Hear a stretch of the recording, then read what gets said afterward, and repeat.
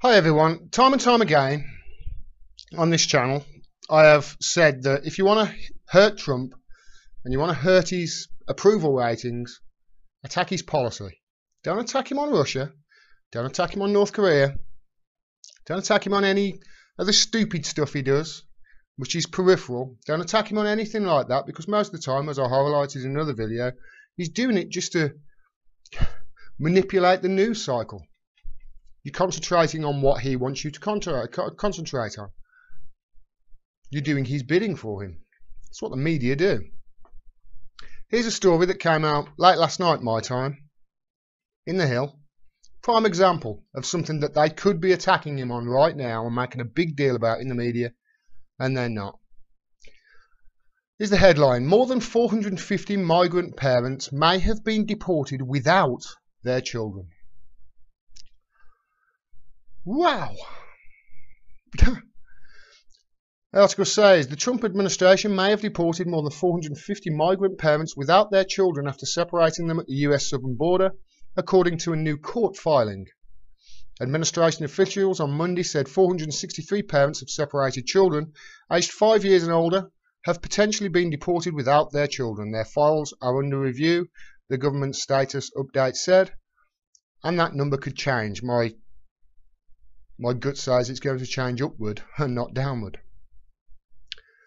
The immigrant families were separated as a result of Trump administration's zero-tolerance immigration policy, which called for the prosecuting all adults who illegally crossed the border. Government attorneys and administration officials have maintained that parents who were deported without their children willingly gave up custody.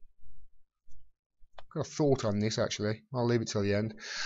But immigration advocates have expressed concern that parents who were deported without their children signed papers waiving their rights without knowing what they were signing.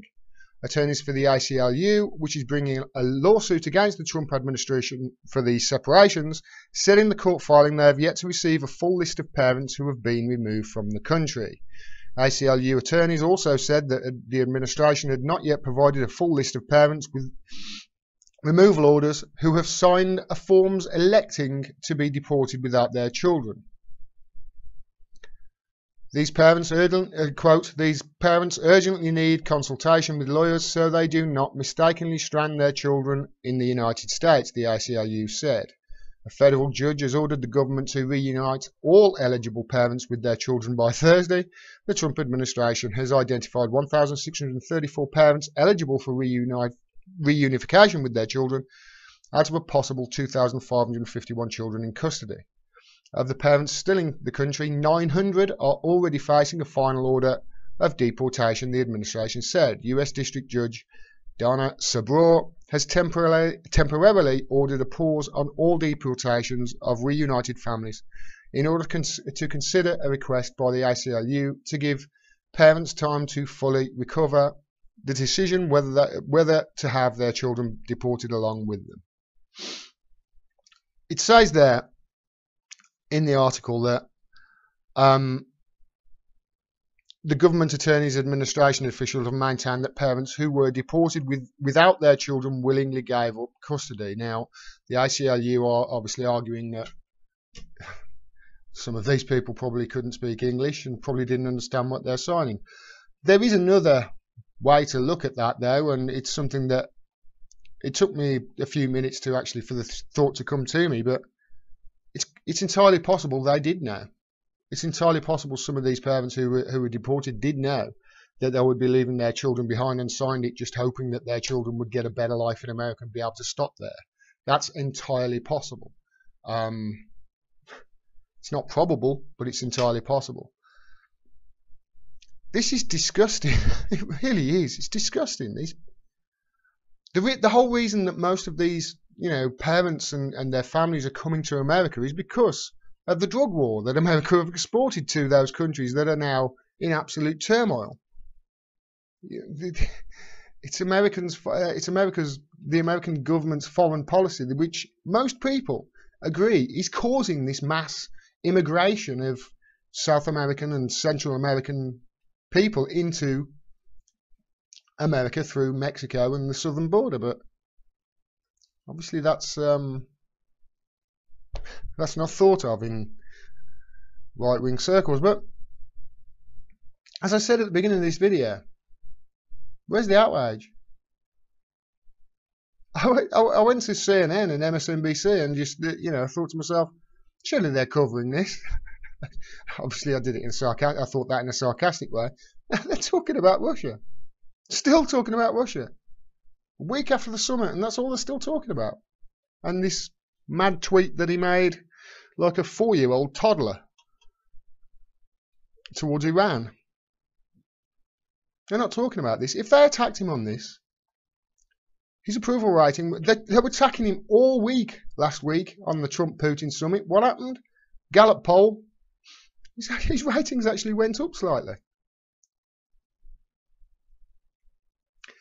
I did this a while ago. I did a comparison of what happens, and this is last year's Gallup polls. I always go to Gallup and just pick one poll and just keep looking at that poll, because then even if the poll is pro-Trump or against Trump or whatever, at least it's consistent. Gallup is quite consistent. And just look at this. You can see there, when he first came into government, when he was sworn in January in 2017, there was the travel ban. That was the big thing. His approval went down. And then he rolled out Trump Care, or the ACA, or whatever they called it. No, not the ACA. The American Health Care Act, or whatever it was. Trump Care. His approval went down again because they were hammering him on it. Then he pulled out the Paris climate deal. Hammered him on that. His approval rating went down. And then there was the tax reform. Remember that? The tax reform bill? When all the details of that came out at the end of last year. Again, his approval ratings went down. Every time you hammer him on policy, his approval ratings get lower. Now look what happens when they attack him on Russia. February the 13th, Flynn fired. Attack him on it, his approval rating goes up. March the 21st, the Devon Nunes fiasco from the Senate Intelligence Committee, where he was running over to the lawn and telling Trump what they found. They were attacking him on that non-stop. His approval rating went up. His approval rating went up about 8 or 9 points in just a matter of a couple of weeks. And then you've got Bob Mueller appointed on May the 17th. Everybody's talking about the Russia investigation again. His approval ratings go up. And then October the 30th, Manafort was indicted. They attacked him over that, even though he was indicted for stuff that had nothing to do with Russia at all, or I don't think it had anything to do with the campaign. It was money laundering through Ukraine, as far as I can remember. Again, look at the jump there. This just goes to show the hashtag resistance. It's just resistance in name only. If they really wanted to resist him and they really wanted his poll numbers to drop, they would be attacking him on stuff like what's happened with these migrant parents being deported, sent back to where they came from without their children. They would have reporters down there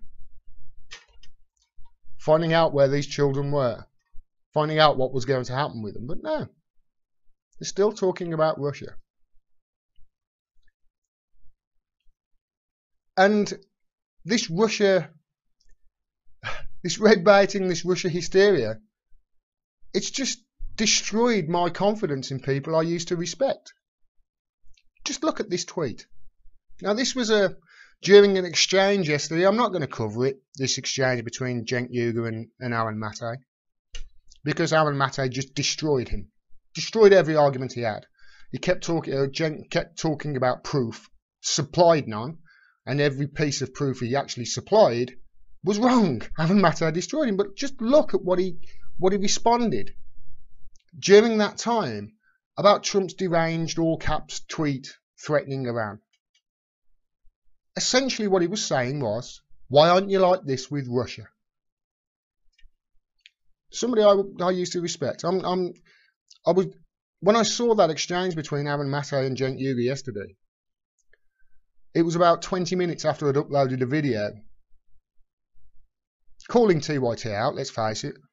But I was actually quite nice, and I always preface a video saying how much I respect what TYT have done in the past and how the majority of their stuff is good. I'm never going to do that again. Never. Lost all respect for them. These people who were just banging on about Russia. Lost all respect for them. If you want to hurt Trump, attack him on policy. But the truth is they don't want to hurt Trump. Because if they did, they would be doing this. It seems to me like the only reason they're talking about Trump and talking about Russia is because it's good for ratings. That's not journalism. Sorry to say, it's not journalism. But hey, I should really be applauding them for doing this, because that's the reason that channels like mine are becoming so popular. If you enjoyed this video, please click the bell down there and subscribe so you get a notification of next time I drop a video. Also, I can't do this without your help, so if you can afford it and you enjoy my videos, please support the channel by subscribing to my Patreon. Link is down there. You can do it for as little as $1 a month, and it really does help. If you can't afford it, that's fine. Please share my work and talk to other people about the issues that I bring up. Thanks very much for your support. Until next time, peace and take care.